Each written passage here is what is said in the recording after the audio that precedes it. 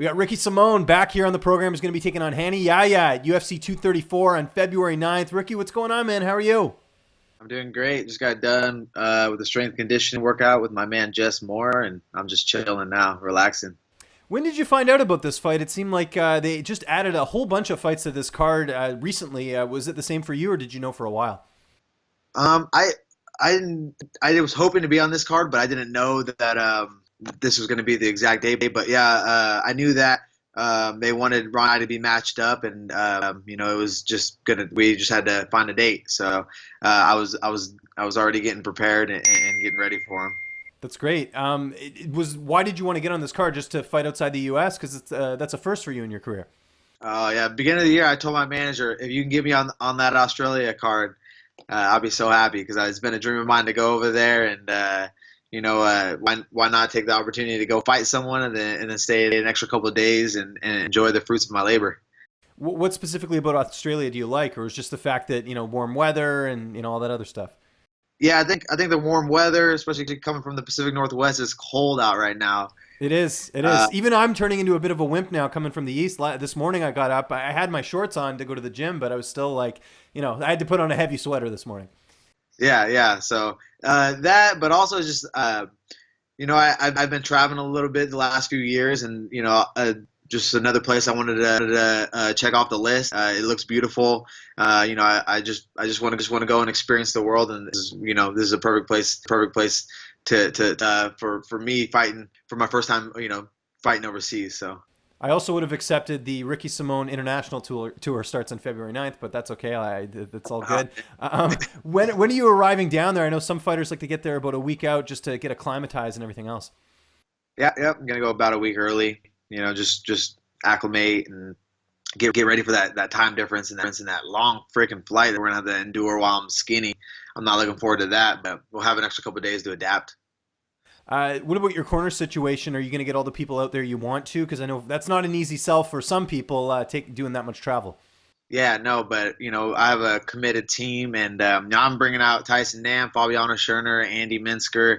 I'm bringing out the squad. This is a big fight, biggest fight of my career. So why not bring all the coaches and all the training partners that I feel comfortable with. So we're doing it right, and I appreciate them making the trek because I know it's not that long flight's not fun. You mentioned Yahya as an opponent, obviously very notable. I've been in the UFC for a while. Are you happy to get him instead of having to fight Ramos? Because you guys were supposed to fight at Denver, but obviously he was injured.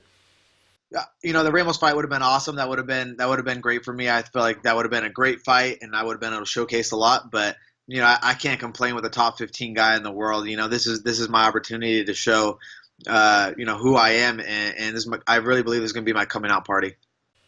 Okay. And, because it's interesting because Benito Lopez, who were supposed to fight, he's fighting Bermudez, and, Ramos is also fighting pretty soon. But I guess for you, this is the most notable opponent. So in the end, it did kind of work out for you. Yeah, it did. I mean, they're both prospects as well, but I don't say no to fights, and I just keep moving up the ranks. And with Benito, there's always, something going on, it seems like, and then unfortunately it didn't work out with Ricardo, but why not keep pushing me up? I shouldn't have to wait around for these guys. I have two very big wins in the UFC. Both those guys came back and devastated their opponents. So I mean, I really feel like the UFC sees something in me, and I'm going to shine on February 9th.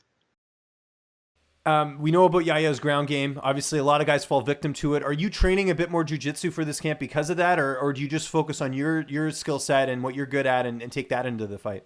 I train at Gracie Baja. I'm always training jiu-jitsu. Fabiano Scherner's a multiple-time world champion, BJJ player. So, I mean, I'm always training. I'm not going to, emphasize more jiu-jitsu. Like, we know what Ronnie does well. And I know what I have to do, and I'm very confident in my abilities.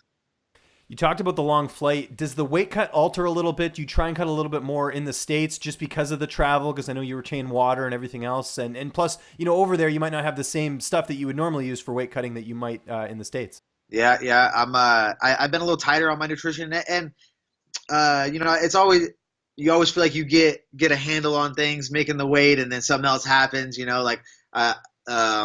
was really hard to make 135 in the beginning, and then it got easier. And then I started putting on more muscle and getting older, and it got hard again. But I really feel like I have it kind of dialed in, and I'm kind of staying focused on trying to keep everything a little bit more tight and trying to get a little bit lower, a little bit lighter for the flight because I know I always retain a lot on those long flights. I got cankles by the end of them flights, so I'm gonna be prepared. How do you see this fight playing out on the 9th? Obviously, you feel like you're going to get your hand raised. Otherwise, why sign the bout agreement? But how do you see it unfolding? I really feel like it's going to be exciting. I know where Ronnie wants to get the fight. He's best on the ground, and it's going to be fun to try to stop someone from taking me down because usually it's the other way around. So it's going to be a fun puzzle to solve, but I think I'm going to be able to get it done, and I'm going to be able to get a knockout. You mentioned it there that Yahya, sort of your first veteran opponent in the UFC. Where do you feel like a win over him puts you in the division? Because, again, you've been on quite the roll lately. Yeah, I think I'm on a 7-fight win streak. Then, like I said, I feel like I'm going to be able to showcase a lot of my skills, and I'm going to be right up there, another ranked opponent. And my goal is to break that top 10 in 2019. And do you want to continue the international tour, like maybe fight somewhere else abroad as well for your next fight, or do you want to fight in the States again? Wherever. I love to fight. I love to travel. My main thing why I love to travel so much is I love food. So I like to go all around the world and try all the different kinds of food and flavors out. So if I have the opportunity to travel, why not? Well, there is a rumor that they might be coming to Vancouver, British Columbia this year, not Vancouver, Washington. But is that something that would interest you? Because I'm sure you could get a lot of family and friends out for that one. Yeah. I actually went to Vancouver for the first time last summer, and I had a great time. It was awesome. So I would love to fight over there too. What are you going to be doing on the airplane? It's a long flight. Sleeping is obviously going to be part of that, but are you going to be, downloading some movies, putting that on? You're going to be downloading some podcasts or bringing a book? What would I find you doing on the airplane? Oh yeah, I'm reading, writing. I download podcasts, download albums. Yeah, on the long flights, you got to be prepared. So I'm gonna do it all, and I think it's gonna be like 20 hours of travel time. So yeah, I'll have all the books and all the movies too. Yeah, and I heard Mike Tyson's on Joe Rogan's tomorrow, so you could download that and listen to the whole thing. Because that's my thing with Rogan's podcast. I just can't get through it, so usually I only listen to it when I travel. Yeah. So, same. That's a long podcast, so I'm always listening to it while I'm driving back and forth from the gym and stuff like that. So yeah, that'll definitely be one that I'll download because those are like 3-hour long podcasts.